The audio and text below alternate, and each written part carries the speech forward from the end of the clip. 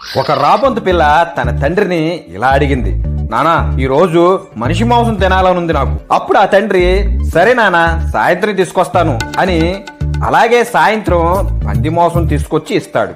అప్పుడు ఆ పిల్ల, ఇది పంది మాంసం కదా నాన్న, నాకు మనిషి మాంసం తినాలనుంది సరే అని ఎగిరి ఈసారి ఆవు మాంసం తీసుకొస్తాడు. నానా ఇది ఆవు మాంసం కదా, నాకు మనిషి మాంసమే కావాలి.